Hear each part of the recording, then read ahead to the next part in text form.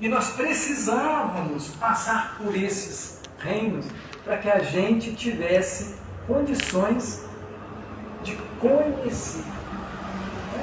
Então, ele fala assim, aqui ele traz uma questão muito interessante, que é a questão do orgulho. Quando a gente fala para alguém que tudo é de Deus, tudo é de Deus, eu já tive a experiência de ver pessoas se contorcendo na cadeira. Porque a pessoa acha que ela é totalmente independente. Ela não depende de Deus. É um orgulhoso. E aí na hora que a gente vira para a pessoa e fala assim, você só está aqui por causa da misericórdia dele, a pessoa, nossa, ela tem vontade de voar na minha goela. Ela não suporta a ideia de alguém superior a ela, dela dependendo de alguém. Ela acha que se basta tanto, que ela fala, isso é impossível. Eu trabalhei, eu conquistei, eu comprei. Não é assim? Ela não tem um olhar estreito? Olhar estreito. Um dia eu estava conversando com meu menino se diz agnóstico, né? E aí eu falei assim, Gabriel, tudo tem uma origem. Para com isso, cara. Que ideia é essa? Que viagem é essa? Tudo tem uma origem. Eu falei, você está vendo a moto aí? Estou. E amarra, não é? É. Não tem uma fábrica? Não tem uma fábrica? Aí ele já percebe, né? Eles têm uns raciocínios rápidos, né? Ele já sabia tudo que eu ia contar para ele, né? Não tem uma fábrica? Tem, pai. Aí ele faz aquela cara, né? Tem, pai, né?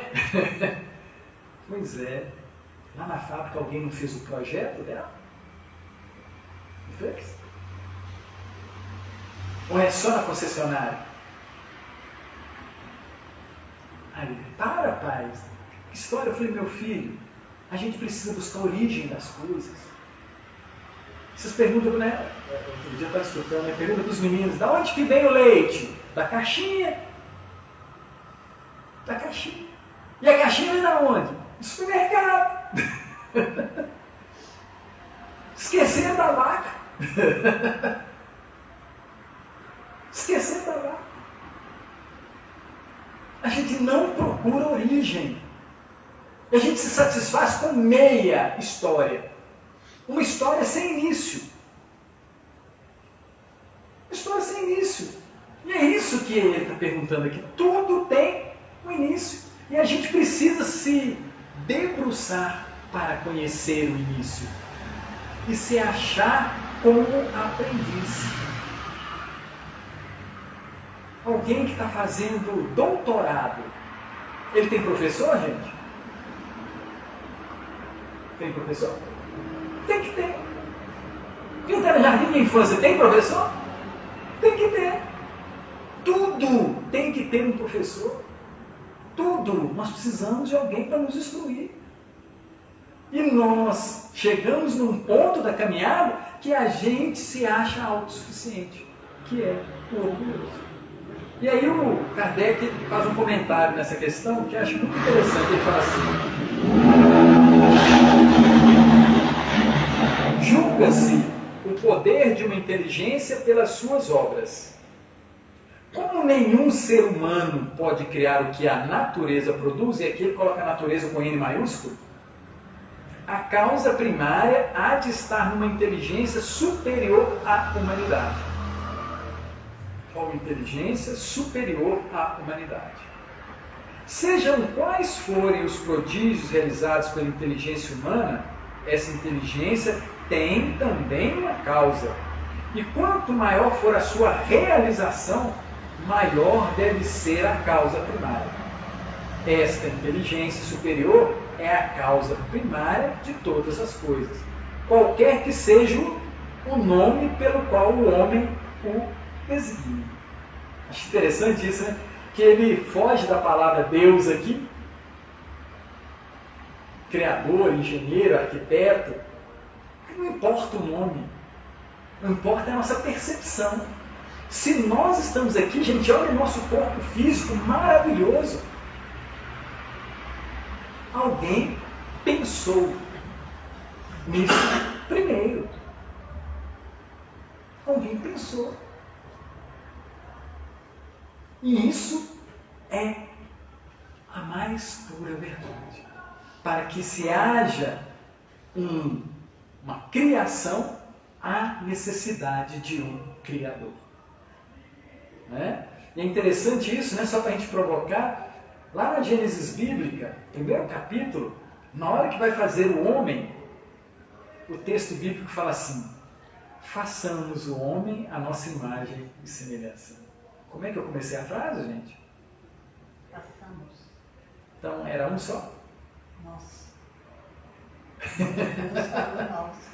Façamos o homem.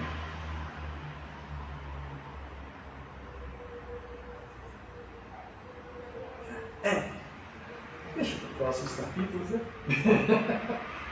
Quando a gente chegar lá em cima, nós vamos encontrar os façamos, os feitores, as pessoas que são amorosas conosco todo dia, né? Que nos possibilitam essa caminhada. Lembrando que quem tiver curiosidade sobre essa questão genealógica, recomendo o livro A Gênese, né? Da codificação, e recomendo o livro A Caminho da Luz. Psicografia do Chico, obrigado Chico, ditado pelo nosso querido Emmanuel. Obrigado, Emmanuel, nos elucida nessa caminhada. Obrigado, Luiz. Obrigado a todos, gente.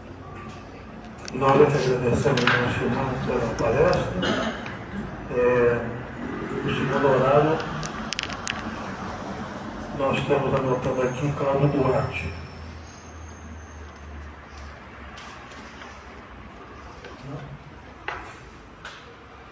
Então, como é que você está no tempo aí? Sempre pronto. Por gentileza. Medo 3. Os prazeres? As dores. As dores. As dores? Medo 3. Medo é uma dor, gente? Medo é uma dor? Só fazer assim.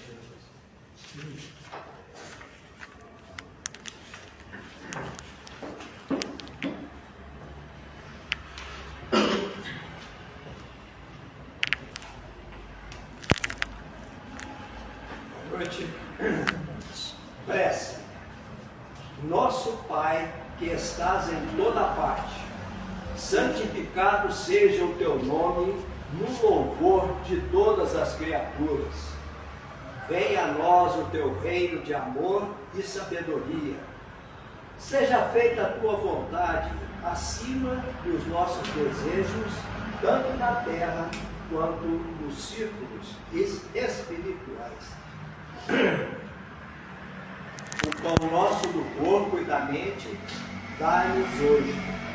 Perdoa as nossas dívidas, ensinando-nos a perdoar nossos devedores, com esquecimento de todo o mal. Não permitas que venhamos a cair sob os golpes da tentação de nossa própria inferioridade. Livrai-nos do mal que ainda reside em nós mesmos, porque só em ti brilha a luz eterna do teu reino de poder, da glória, da justiça, da paz e de amor para sempre.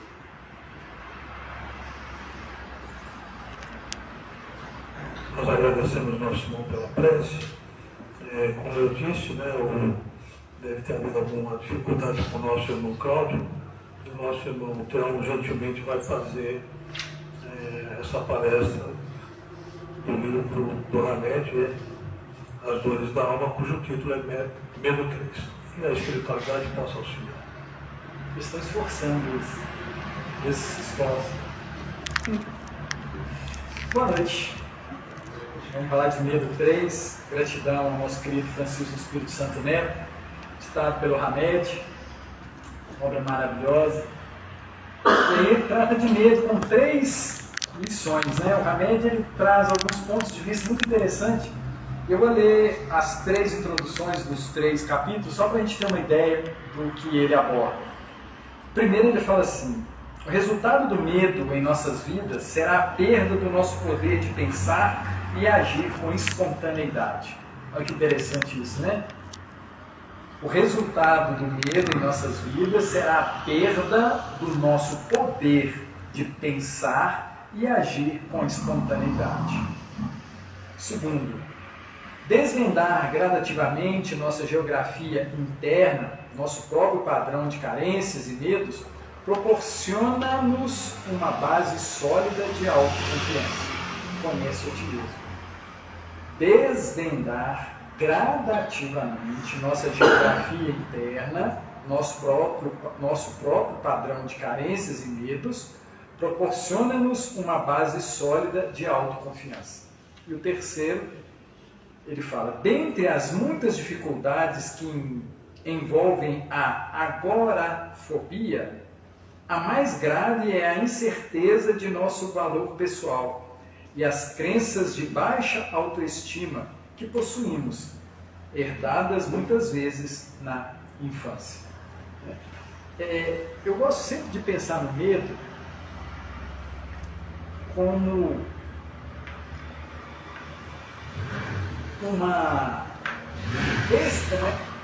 como experiências vividas no reino animal. Consegue entender isso? Nós, estagiamos no mineral, estagiamos no vegetal e estagiamos no animal. E agora estamos estagiando no hominal. Vamos estagiar no angelical, nos ditosos, não é assim? Vamos ser anjos, não é assim? Essa coisa toda. Quando a gente estava no reino animal, o medo era necessário. O medo era necessário. Ok? Não é verdade? Uma gazela acorda de manhã, ela tinha preocupação de se manter viva. O leão acorda de manhã, tinha que comer uma gazela para se manter vivo. Não é assim? Não tinha todo esse movimento, a natureza, não é assim? Então você tinha que ter cuidados, para se manter o maior número de tempo possível dentro daquela situação. Então o medo ali era necessário para sobreviver. Aí quando a gente passa do reino animal para o reino hominal e temos consciência de Deus e temos a consciência da imortalidade da alma, o medo não deveria ser vivido por nós da mesma forma. Porque a partir do momento que a gente faz essa transição, nós temos um pensamento contínuo. E aí a gente hoje, 2024, a gente tem o conhecimento da imortalidade da alma. Conhecimento. Não quer dizer que a gente absorveu isso não. Com esse conhecimento da imortalidade da alma, para que o medo? Para que o medo? Ansiedade, o estresse. Para quê? Vai ser útil em que aspecto da nossa vida? Perguntas que a gente precisa fazer. Outra pergunta interessante. Deus, nosso Pai, criou alguma lei que evite a morte do espírito? O que vocês acham? Por quê? Todo mundo concorda com isso? Deus ia perder tempo criando uma coisa que não é útil? Algum mecanismo que evitasse que a gente morresse? Não. Agora, nós sabemos usar essa informação? Receio, ansiedade, temor. Eu fui ver esse final de semana o Divertidamente 2. Está no cinema, viu? Recomendo assistir. filme delicioso. Uma garotinha que chega na puberdade e ela tinha alegria, ela tinha tristeza, ela tinha... O que eram os outros sentimentos, gente? Alegria, tristeza, vaidade, essa coisa toda, né? E aí na hora que ela chega na puberdade, aparece a dona ansiedade. E ela começa a ficar ansiosa. E aí o filme todo desenrola em cima disso, né? Porque muitas das vezes a ansiedade toma conta da nossa vida.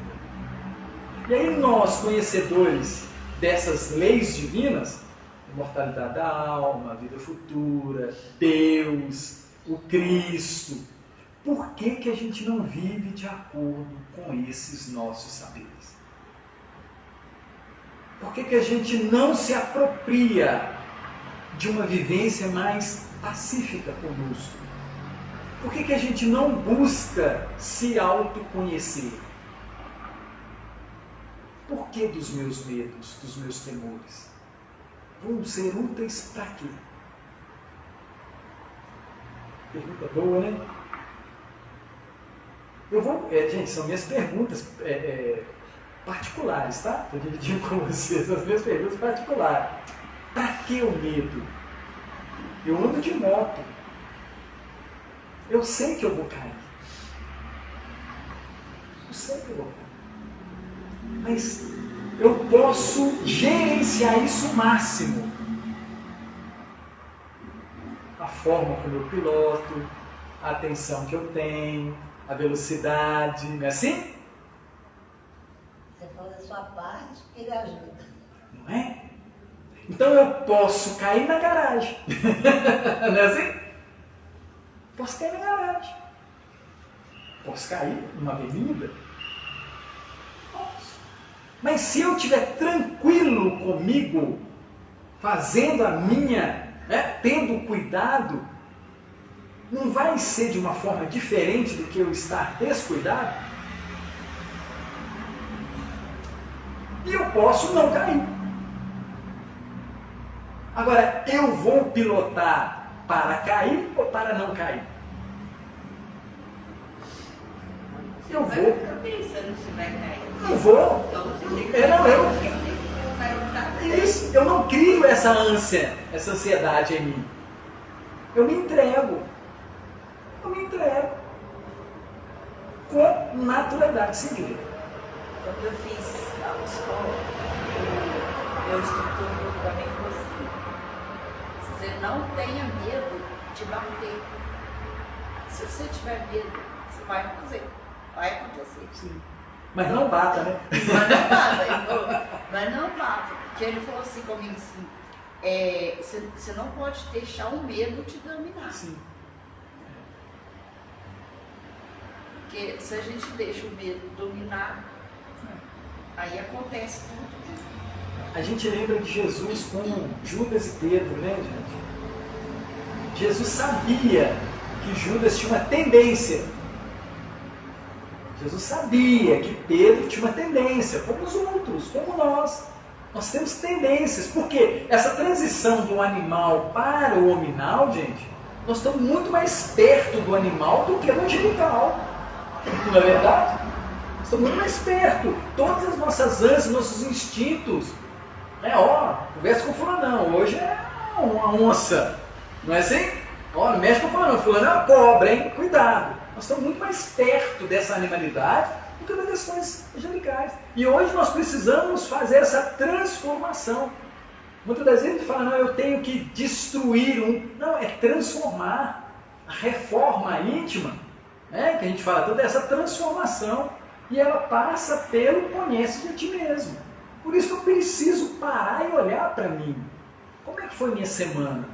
Como é que eu agi? Santo Agostinho recomenda isso diariamente, né? Para quê? Para dar tempo da gente refazer no dia seguinte. Esse é um grande processo. Eu lembro sempre, gente, todo dia nós desencarnamos. Não é assim? À noite nós saímos. Todo dia nós desencarnamos. De manhã cedo nós não reencarnamos. E o dia seguinte não é uma nova oportunidade para a gente remendar o que a gente fez no dia anterior? Fazer melhor no atual? Todo dia a gente não tem isso? Então nós estamos nesse processo, desencarna, reencarna, todo dia. E esse processo é para quê? Para que a gente se torne melhor. A gente precisa ter esse olhar de melhora. Eu preciso me reformar todo dia. Eu preciso me transformar todo dia. Se eu estou sendo o mesmo Telmo da segunda-feira passada, que estava aqui com vocês, o mesmo, eu perdi uma semana. Perdi uma semana. Consegue entender esse movimento? Porque a plantinha da semana passada, ela não é a mesma hoje, né, gente? É? Não é a mesma. Tudo na natureza, tudo que Deus cria é para se transformar constantemente. Nada fica estagnado. Nada fica estagnado. Até aquela pessoa que fica parada, ela está aprendendo a, na próxima reencarnação dela, que pode ser no dia seguinte, ela falou, eu não quero mais aquele estado estagnado, eu quero outro movimento. Então a gente precisa ter essa percepção. E aqui ele vai tratar desse medo da nossa momento, dessa nossa reencarnação. Porque ele fala que dentre as muitas dificuldades que envolvem a agorafobia, a mais grave é a incerteza de nosso valor pessoal e as crenças de baixa autoestima que possuímos, herdadas muitas vezes na infância. Aí eu fui procurar aqui o que é o agorafobia, né? Aí o dicionário traz aqui para nós: medo de lugares e situações que possam causar pânico, impotência ou constrangimento. Agorafobia é um transtorno de ansiedade que muitas vezes se desenvolve após um ou mais ataques de pânico. Olha o que o Ramés está trabalhando com a gente, né? Essa percepção. Nós estamos num lugar, devemos ter o medo? Estou perguntando para espíritas. Devemos ter medo? Com o conhecimento do Evangelho que a gente tem, com o conhecimento da vida espiritual, com o conhecimento da quantidade de benfeitores que estão conosco, nós devemos entrar numa situação com medo? Thelma, mas o medo é positivo, porque muitas das vezes ele me inibe de fazer alguma coisa não boa, não é assim? Mas não devia ser o medo que devia fazer isso. Devia ser a consciência. Não devia ser o medo. Você voltou lá no animal. Não voltou no animal. Se eu estou com medo, o instinto. Agora, se eu olho aquela cena e falo, olha, não é bom eu estar aqui, por isso, então eu vou para casa ler um bom livro, vou fazer isso, vou fazer aquilo outro. Eu entendi, raciocinei, tomei uma decisão inteligente. Ok? Teve medo nisso? Não. Teve uma fé raciocinada. Né? Aí o Hamed começa dizendo assim: quando estamos envolvidos pelo temor, não conseguimos avançar. Deixamos de ter ideias inéditas, de viver experiências interessantes e conhecer novas criaturas. Dessa maneira, apesar de o banquete da vida, entre aspas, sempre ser oferecido a todos de forma semelhante e harmônica, ele passa desapercebido. Então, Papai do Céu capricha no dia para a gente. Hoje o Telmo vai aprender uma coisa nova. Hoje o Telmo vai melhorar nisso. Aí ele monta um banquete. Aí eu estou preocupado com as coisas materiais. Estou preocupado com o dia a dia, o camerrão, né, o pessoal fala, né? Estou preocupado com isso. Aí chega no final do dia, o que aconteceu comigo? Não percebi o banquete que a espiritualidade preparou. Dessa maneira, apesar de o banquete da vida sempre ser oferecido, isso dói, né, gente?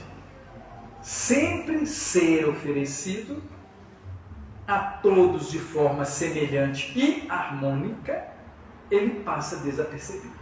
Olha as palavrinhas aqui que o Hamed usa. Sempre e a todos. Sempre e a todos.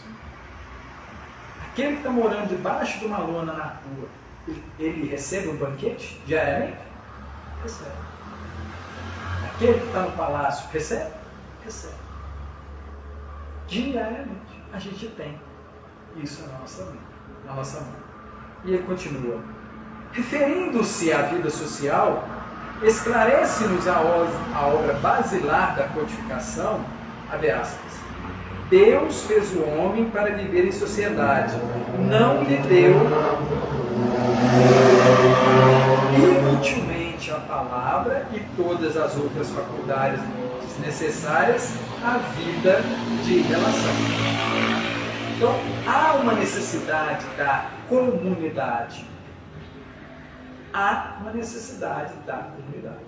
Há a necessidade de nos relacionarmos. Há a necessidade de vivermos juntos. Há essa necessidade.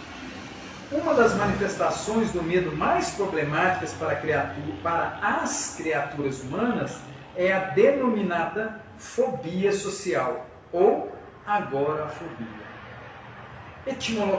Etimologicamente, agorafobia significa medo da praça, palavra oriunda do grego. É o pavor de fazer o que quer que seja em público, estar no local público. Conceituamos fobia como sendo um medo superlativo e desmedido transferido a indivíduos, lugares, objetos e situações que naturalmente não podem provocar mal algum. Quando a agorafobia se torna crônica, começa a atrapalhar a vida dos indivíduos em todas as áreas do relacionamento humano. Achei interessante ele trazer essa situação, né? Você vai num shopping, o shopping não faz mal para ninguém.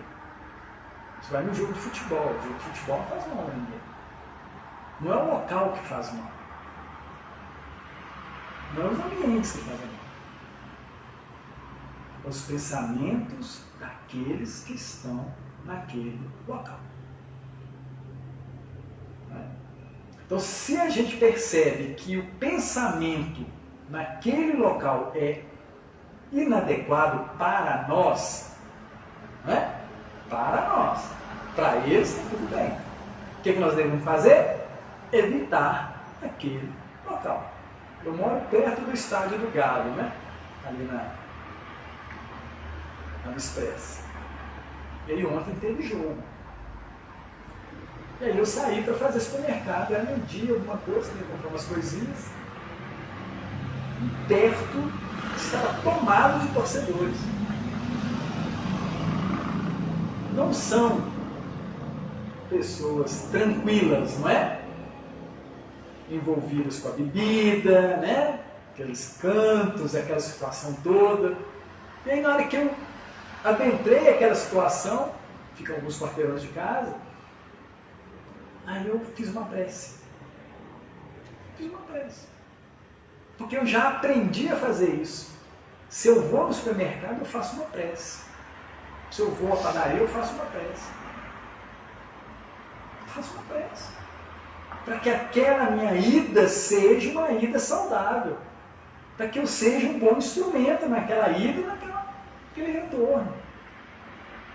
Então a gente precisa estar atento ao banquete. Eu lembro, né, quando eu comecei no Espiritismo, eu bani os botecos da minha vida, né? Eu adorava, né? Adorava um samba, aquela coisa toda. Eu entrei para o Espiritismo e falei, não quero saber mais disso.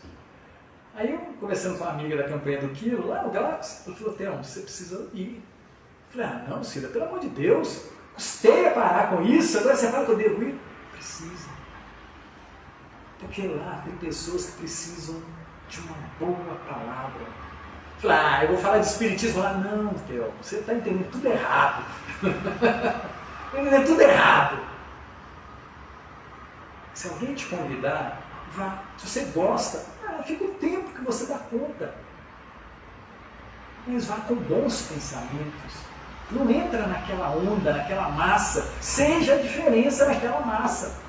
Porque muitas das vezes você vai chegar lá e você, espiritualmente, você vai servir para ajudar alguém. Aí você não precisa falar nada. Só a sua postura naquele lugar já vai ajudar aqueles que estão ali. Na hora que for entrar, faça uma prece. Na hora que for sair, faz duas. Para não levar ninguém para casa. Né? É o tal viver no mundo sem ser do mundo. Sem ser do mundo, né? E aí eu costumo ir, eu vou no samba, adoro escutar. E aí 45 minutos, 50 minutos, eu já não consigo mais ficar naquele ambiente. Aí faço duas preces e vou embora e satisfeito. Mantenho minha vontade, levei um pouquinho de paz ali naquele ambiente e vou embora. A gente precisa participar. O precisar é de ser instrumento de Deus nesses locais. Né? A gente precisa levar a luz, nem que seja em silêncio, a gente precisa passar. Você vai ali para quê? Para escutar a música. Eu gosto da música. Escuta a música, né? O batuque, tudo para cá. A gente faz isso. E aí ele continua dizendo assim: conceituar fobia como sendo um medo superlativo e desmedido transferido a indivíduos, lugares, objetos, situações que naturalmente não podem provocar mal algum. Quando a agorafobia se torna crônica, começa a atrapalhar a vida dos indivíduos em todas as áreas do relacionamento humano. O fóbico social receia ser julgado e avaliado pelos outros, pois os comportamentos que mais teme são falar, comer e obedecer diante de outras pessoas, frequentar cursos, palestras, festas, cinemas, ou seja, qualquer atividade social em lugares movimentados. Dentre as muitas dificuldades que envolvem a agorafobia, a mais grave é a incerteza de nosso valor pessoal e as crenças de baixa autoestima que possuímos, herdadas muitas vezes na infância. Então aqui ele traz um olhar nosso para a nossa construção nessa reencarnação. Construção que fizeram conosco nessa nossa reencarnação. Porque muitas das vezes os nossos medos é da infância. Eu lembro que quando eu estava casado, né? Aí nós tivemos um casal de filhos, e a esposa tinha um medo de cachorro, gente. Mas um medo. E lá em casa sempre teve cachorro, na casa dela nunca teve cachorro. Então, não tinha essa experiência. E era interessante que na hora que ela viu o cachorro na rua, ela apertava a mão dos 2 meninos e atravessava a rua. Com medo desse cachorro. Resultado disso, gente? 2 crianças com medo de cachorro. Ela fez por mal? Não. Mas ela passou, né, todo esse temor para as crianças. E era interessante que quando a gente saía, quando vinha um animal, eles corriam. Eu falei: papai, o que foi? Não, cachorro, pai. Eu falei: não, pode brincar, vamos brincar com ele. Chamava o cachorro, eles ficavam todos escondidos atrás de mim, eu agachava, eles escondidos atrás de mim, pode passar a mão. Pode passar a mão, olha como é que ele é bacana e tudo, aquela coisa toda. Então, isso tem muito. Gente, nós passamos medo para os outros que são nossos. Nós transmitimos isso. Quando a gente determina ou fala que aquilo não é bom. E aí, o Ramés está falando que nenhum lugar é ruim. Nenhum lugar é ruim. Mas a gente precisa viver isso de uma forma diferente. Né? E aí ele vai explorar isso. Ele fala assim: o sentimento de inferioridade é o grande dificultador dos relacionamentos seguros e sadios. Sentimento de inferioridade. Porque quando você está com medo do cachorro, o que você está achando? Que ele é maior, não é? Que ele vai te fazer mal, não é assim? Você não tem essa percepção? Não, eu tenho que correr, eu tenho que evitar, eu tenho que fazer isso. Né? Um sentimento de inferioridade, que eu não posso lidar com aquela situação com tranquilidade. Esse sentimento produz uma necessidade de estarmos sempre certos e sempre sendo aplaudidos pelos outros. Então, no caso a esposa, estou protegendo os meus filhos. Não é assim? É isso que ela, na cabeça dela, estou protegendo, para que os meninos, né? E aí teve um dia, eu não lembro se ela me respondeu se sim ou se não. Eu falei, você já foi mordida pelo cachorro, né? Eu percebi que a situação, eu não lembro da resposta. Né? Eu só sei que ela não teve né, essa boa relação com os animais. Acho que até hoje ainda não tem. Esse sentimento produz uma necessidade de estarmos sempre certos, ela acreditava naquela ação dela, e sempre sendo aplaudido pelos outros. Oh, que beleza de mãe, ela está protegendo as suas crias. Né? Sentimento de inferioridade. Tememos mostrar-nos como somos e escondemos nossos erros, convencidos de que seremos desprestigiados perante nossos companheiros e amigos. Estou fazendo ela de laboratório aqui, né? Dissimulamos constantemente, fazemos pose e forçamos os outros a nos aceitar. Engraçado, ela faz isso comigo. Não, mas está certo, eu tenho que ficar longe dos animais. Né? Mas ela não entendia que era um medo dela. Ou dessa reencarnação, ou de uma outra reencarnação. Dissimulamos constantemente, fazemos pose e forçamos os outros a nos aceitar. Quanto mais o tempo passa e permanecemos nessa atitude íntima, mais a insegurança se avoluma, chegando a alcançar tamanha proporção que um dia passará a nos ameaçar. Não posso passar naquela rua porque tem cachorro. Não posso ir na casa de fulano porque lá tem cachorro. Não é assim? A gente começa a dar importância tamanha a essa situação que ela fica enorme. E ela começa a impactar na vida dos outros. Eu lembro, né? É muito interessante isso. Meu menino fez 2 anos, eu comprei um dálmata. Filhotinho. Cachorro mais dócil do que esse, tem, gente? Dálmata, né? Levei o cachorro para casa achando que ia abafar, né? Que bola fora.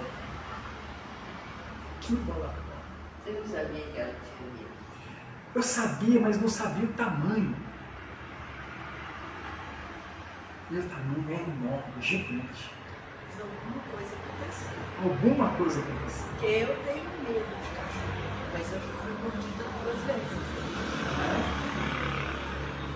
E aí, no dia seguinte, eu cheguei, a casa tinha a parte dos fundos, eu prendi o cachorro lá no fundo, né, tinha a parte na frente. Lá que eu cheguei na parte da frente, na escada, ela estava sentada na escada, aí eu sentei do lado dela e falei assim, o que foi? Ela olhou para mim, chorando. Eu falei assim, como é que eu vou conseguir viver nessa casa? Eu falei, o que aconteceu? O que aconteceu? O cachorro. Eu falei, mas ele vai ficar lá atrás. Eu falei assim, mas e se ele sair de lá? Como é que vai ser? Aquela hora, eu falei assim, tem que tirar o cachorro aqui. Psicólogo. A gente procurou um psicólogo, né?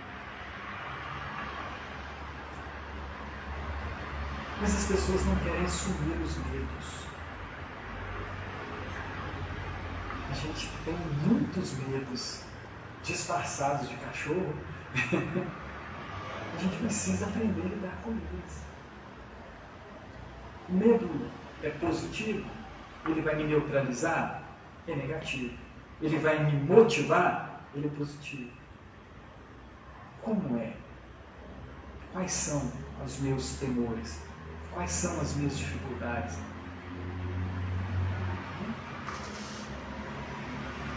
Dessa forma, instala-se gradativamente a fobia social, ou seja, o medo que desenvolvemos pelos outros, portanto, representar papéis e scripts que não eram nossos.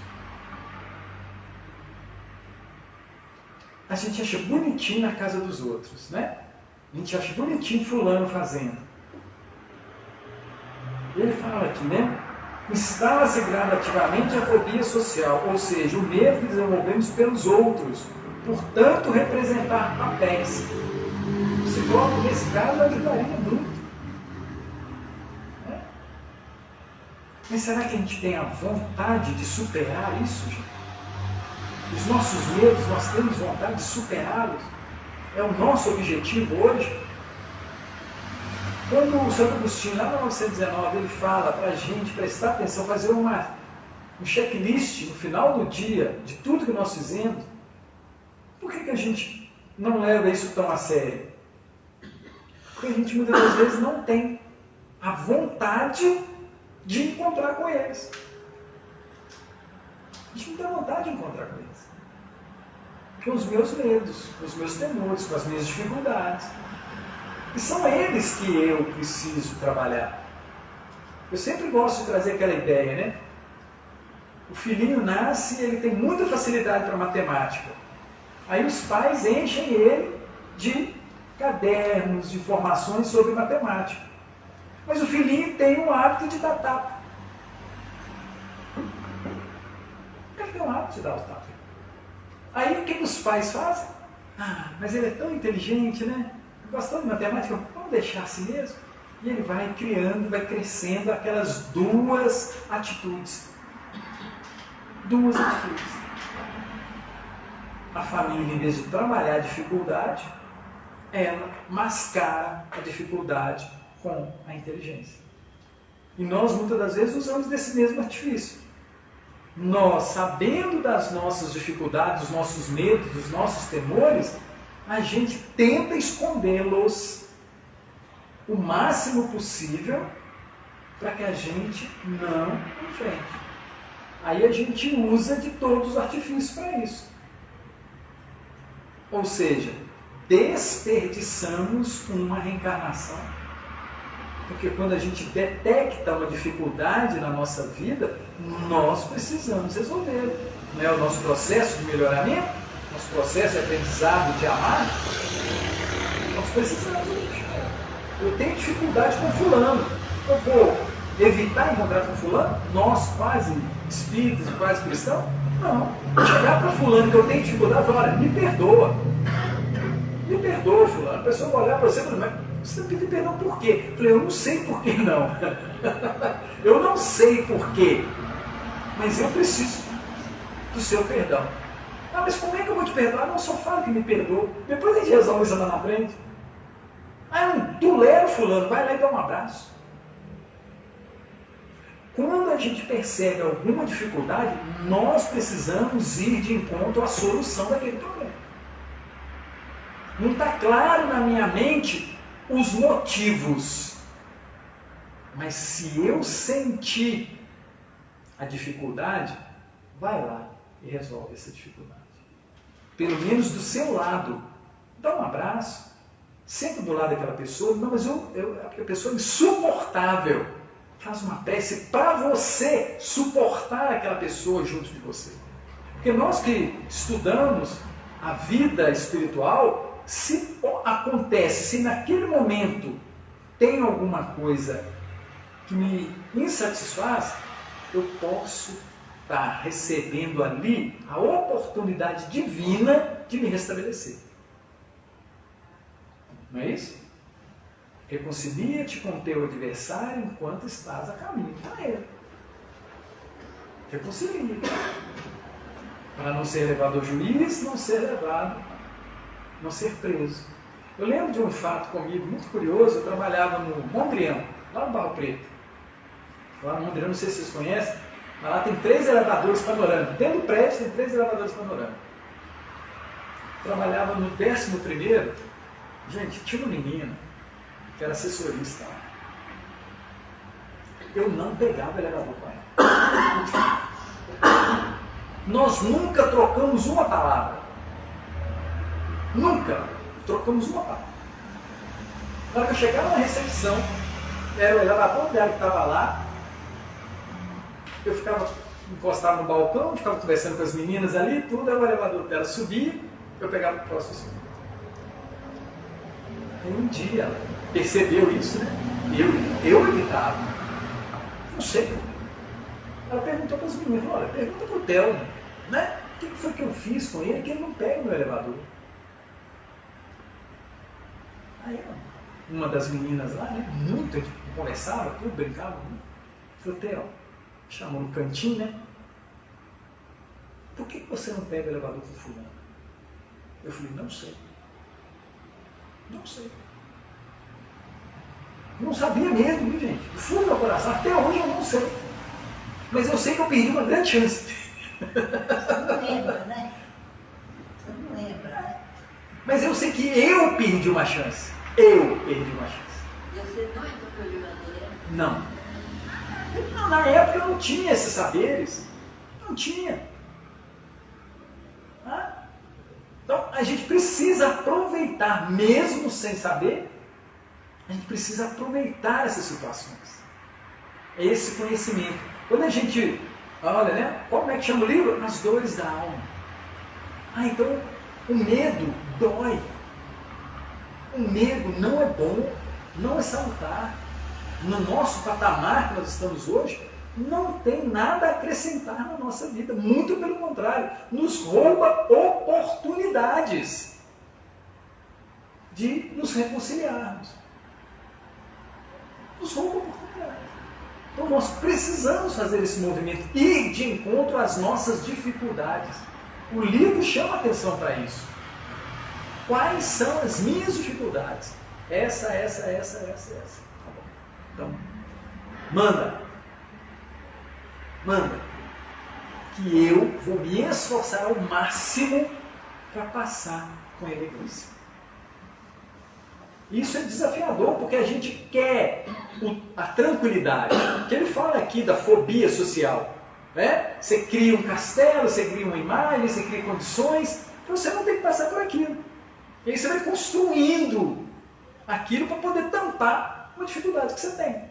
Mas hoje nós não podemos mais fazer isso. Até podemos, não devemos, né?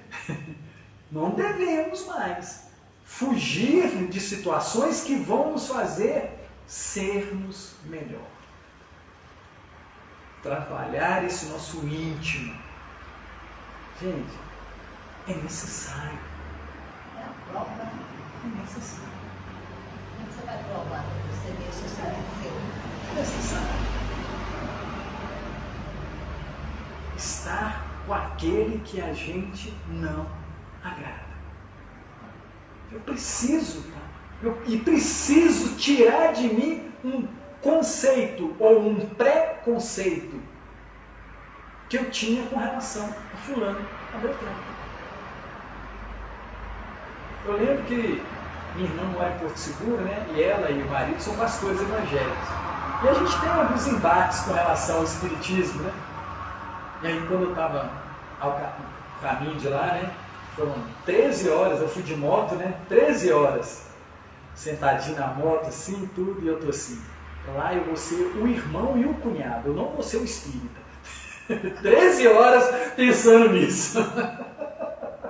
Eu não vou ser o espírita, eu vou ser o irmão que está indo visitar a irmã, o cunhado e os sobrinhos. Beleza? Tá bom, Theo? Beleza. Cheguei lá, primeiro final de semana.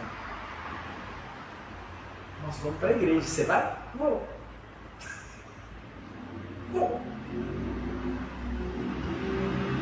Fui. Senta, agacha, joelho, isso, fiz direitinho o roteiro. Voltei para casa aliviado. Eu estava aliviado. Falei, não é que eu dei conta? Eu dei conta de conviver com eles. Agora, quando eles estiveram aqui, eles tiveram dificuldade. Mas quem é que está feliz nessa história? Eles ou eu? Eu estou tranquilo com isso. Você mata que bicho? Você foi lá e eu resolvi essa questão. Eu posso participar. Eles acham ainda, né, naquela condição de que a deles é melhor e que a nossa não é melhor. Não tem problema. Não tem problema.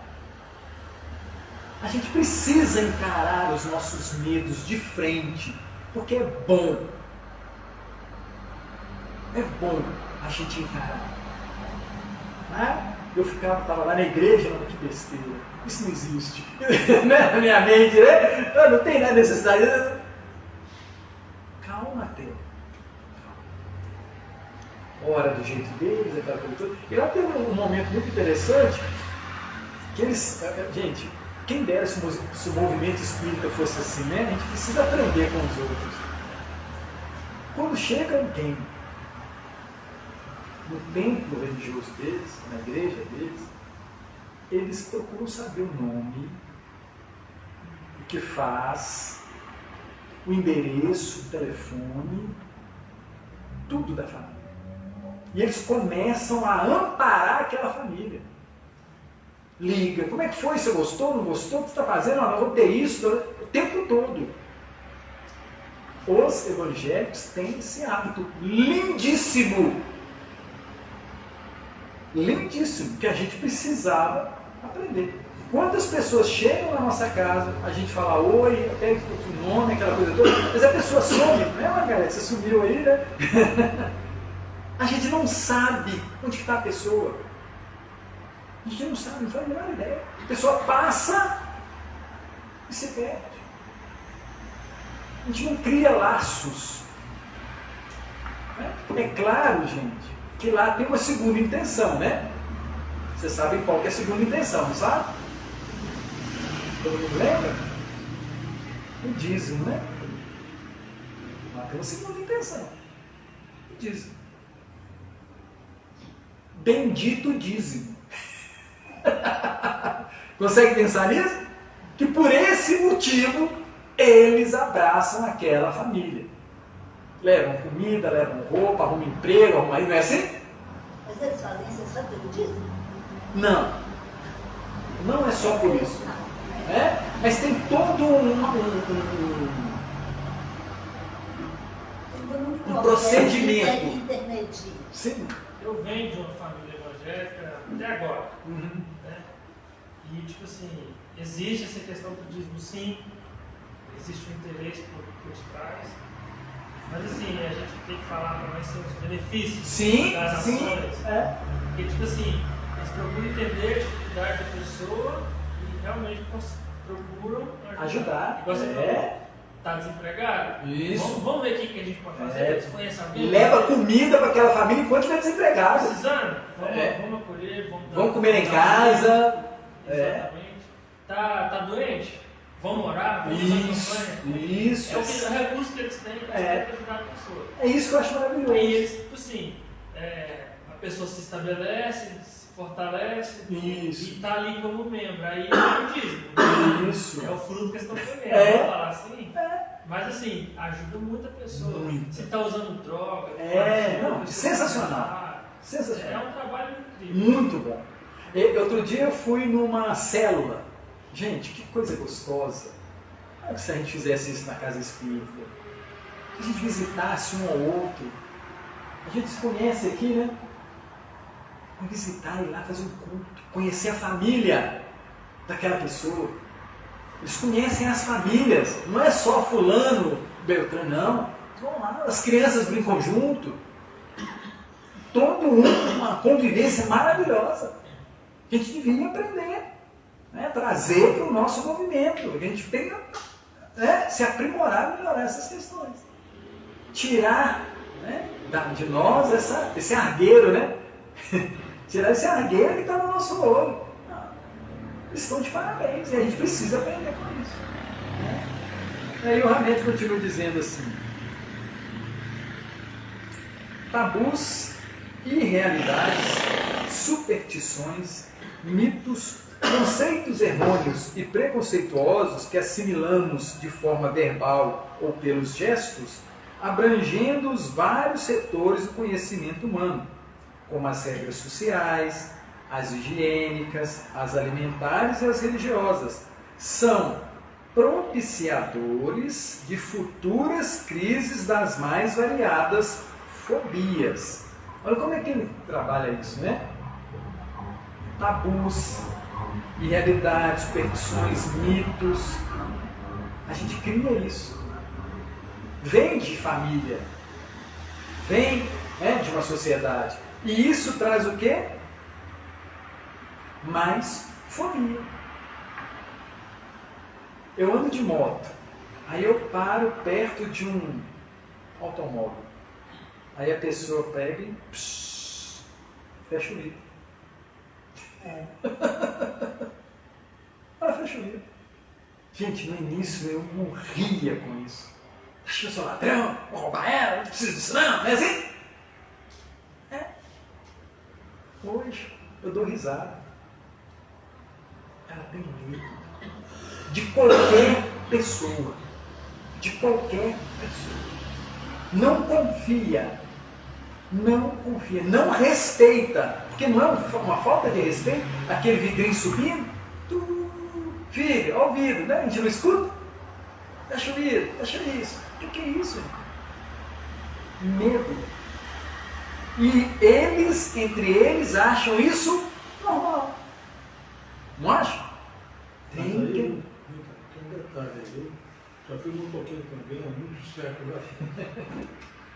E eu, durante o período que eu andava de moto, graças a Deus eu nunca caí, né? Nunca tive nenhum problema assim. Mas eu tomava muito cuidado com relação a isso aí. Hoje eu vejo os motociclistas fazendo cada arte aí que até Deus duvida, porque o senhor vai entrar e ele corta por dentro. Né? O certo não é você ficar com a moto entre os dois carros. Você teria que parar atrás do carro. Sim. Entendeu? Isso não acontece. Eu fazia isso quando eu era jovem. O carro estava na minha frente, tinha um espaço para ele poder entrar no carro e eu parava atrás do carro. Eu não tinha esse problema com isso, né? Então, assim, você tem que racionalizar as coisas. Sim. Né? Essa questão do medo também, eu quando office boy comecei a trabalhar, aí eu fui no escritório que ficava no nono andar. É uma importação e exportação de milho, esses produtos da agropecuária. Aí cheguei lá, o cara gostou de mim, fizemos uma ficha e tal, mandou eu tirar uma xerox no. E eu tinha um medo de altura. Nossa! Aí o que acontece? Eu fui tirar a xerox, né, subi e tal. Aí ele falou assim, você foi aonde? Eu falei, eu fui tirar a xerox. Mas você gastou 1h30? Eu falei, não é que eu subi e desci de escada os dois. Entendeu? A primeira vez que eu entrei no avião também foi aquela loucura. E aconteceu tudo de errado no voo, aí eu tenho mais medo ainda. Então são situações que hoje até duro, mas é difícil você superar, é difícil. O medo não é fácil. É uma das dores da alma, né? E tem os agravantes, né? Porque esse exemplo que você deu, ele está mesclado com outras questões que você aborda. Por exemplo, essa questão da pessoa levantar o vidro. Isso virou plástico por causa da insegurança que as pessoas estão com o nível de assalto, de tudo que está acontecendo. Aí você vem sempre com aquele argumento. Mas a pessoa não tem confiança, ele não sabe que está programado, ele não sabe que é tudo desse jeitinho. Então é nesse ponto aí que eu tenho dificuldade com essa questão que você aborda, entendeu?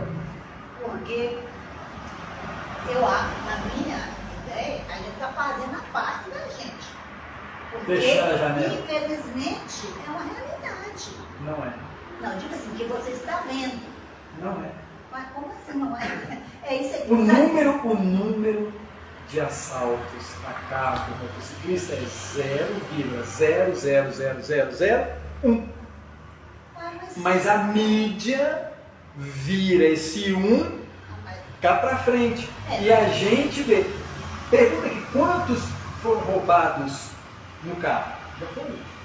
Foi sequestrado. Foi sequestrado, né? É outro lance. Consegue entender isso? Mas aí tem um detalhezinho que você entra nele também. Sim. Você vai falar assim, então é 00001. Isso. Né? Aí, tá legal.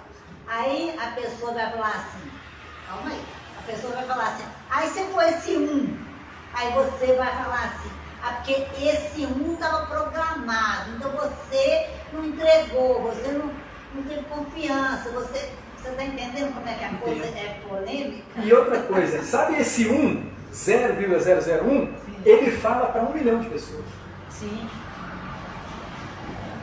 Ele espalha aquela situação não boa para 1 milhão. Agora, aqueles que nunca foram, Não espalha. não espalham. Essa é uma realidade. Isso é Você uma entendeu realidade. isso? E aí, o que você tem mais acesso? Porque a gente tem o hábito de comentar as coisas não boas. Não, a mídia só divulga o negativo. Não, nós somos a mídia, gente. Não, é verdade. Quantas vezes que você. Quantas vezes não? Assim, eu por mim. Eu tô andando, o motoqueiro passou, a porta tá aberta. Sim, O motoqueiro passou, o pneu tá baixo. Mas é aquele que passa assim, você me fechou. Ah, o motoqueiro sem ficar. Mas a mídia fala assim, isso é desculpa pra você descer do carro e se assaltar. Tá vendo como é que a coisa é complicada? Por isso que a gente precisa trabalhar e ter confiança em Deus. É o ponto que eu volto. É o modo que você Né? É volta. o ponto que eu volto. Mas ele é o primeiro ponto. Com certeza. Ele é o primeiro ponto. Se eu não tiver confiança em Deus, eu vou confiando em quem? Não, eu tenho confiança. Né? Se eu não me entregar, gente, a nossa dificuldade é nós não nos entregarmos à bondade divina. A bondade divina. Porque Deus utiliza-se para regenerar aquele que está devedor, um motoqueiro para assaltá-lo. Com certeza.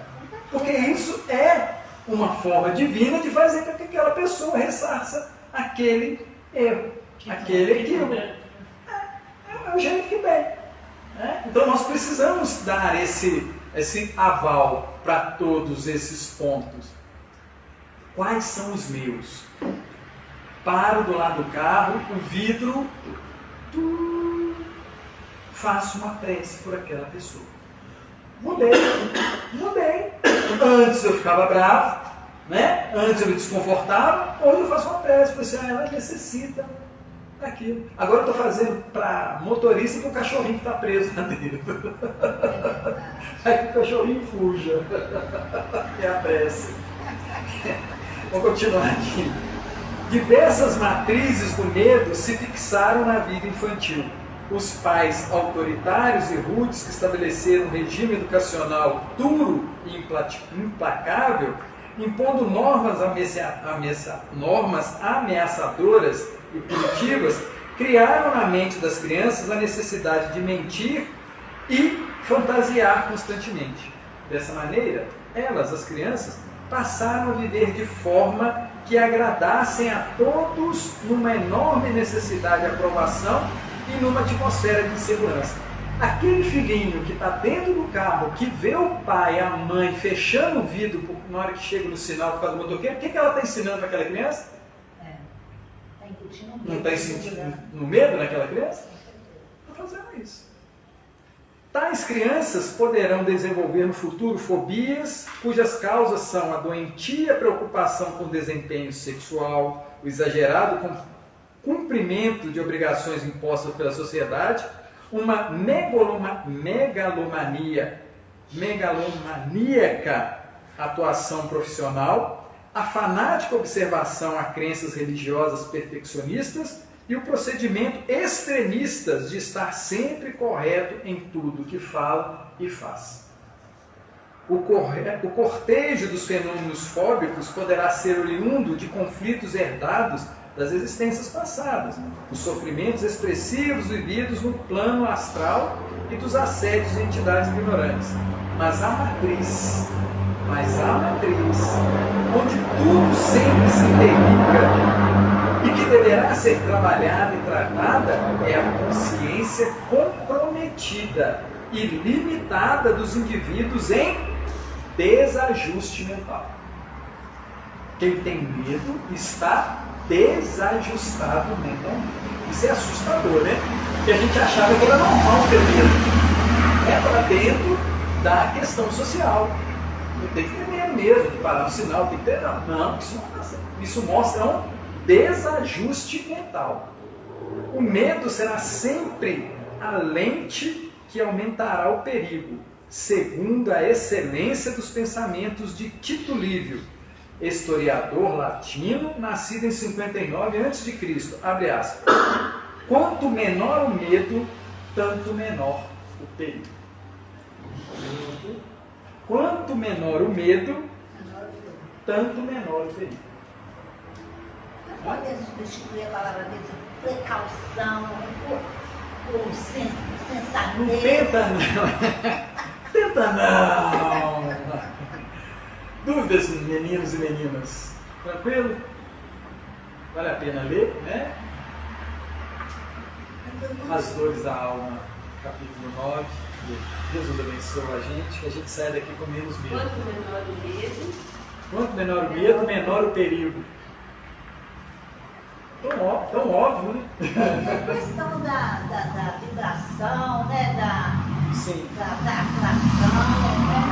Coisa também que ele tem que considerar. Aí a gente lembra lá do Pensamento e Vida, né? Emmanuel trabalhando a questão da associação.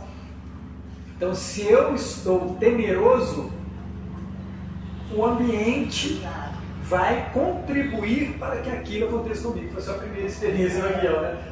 Aquele temor, né? Você deve ter ficado dias, né? Não vou viajar. Não vou, não quero. Nunca mais eu vi. O que aconteceu com o senhor aconteceu comigo por várias vezes seguidas. Eu chego na porta e falo assim, o que eu vim fazer aqui? Obrigado, gente. Obrigado, Théo. Obrigado. Eu vi isso. Claro. Gente, eu já vi o tombinho ali, tá? Por isso. Mas foi Estão tão rindo. bom. Tudo bem, pessoal?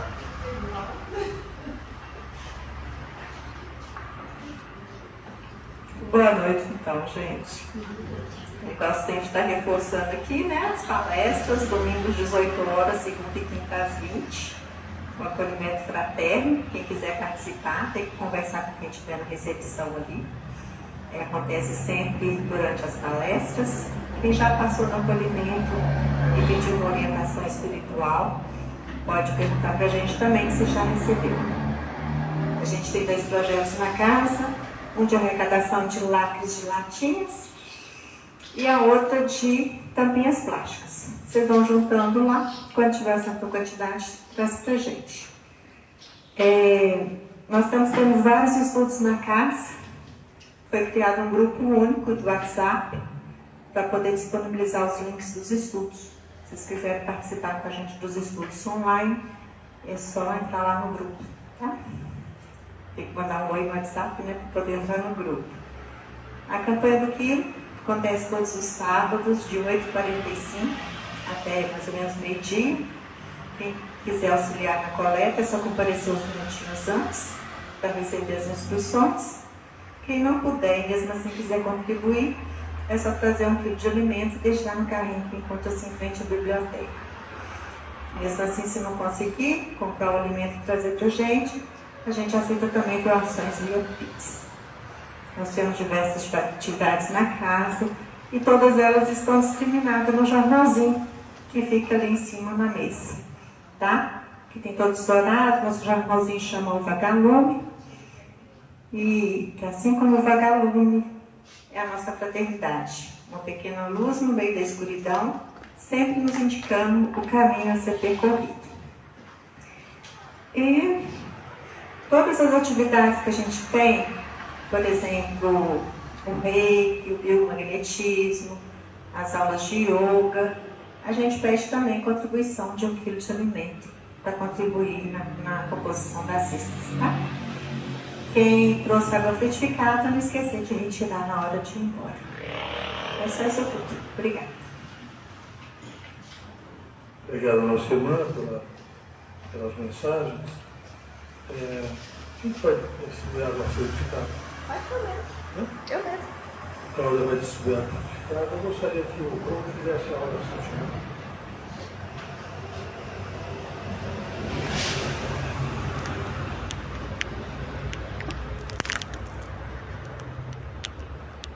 Boa noite a todos. Oração de agradecimento. Senhor Deus e nosso Pai, nós te agradecemos por tudo o que tens feito em nossas vidas, pela alegria de viver com nossas famílias, pelos nossos amigos, pelo ar que respiramos, pelos dons que nos deste, pelos relacionamentos que possibilitam que nós cresçamos a cada dia. Obrigado, Pai, pelas oportunidades que nos tem dado de testemunhar o amor com que amas a nós e a todas as pessoas. Obrigado, Pai, pelo teu perdão e por dar-nos uma vida plena e abundante. Senhor, a Ti, que és Criador de tudo o que somos e do que possuímos, dedicamos nossa vida, clamando para que vejamos e façamos a Tua vontade, e que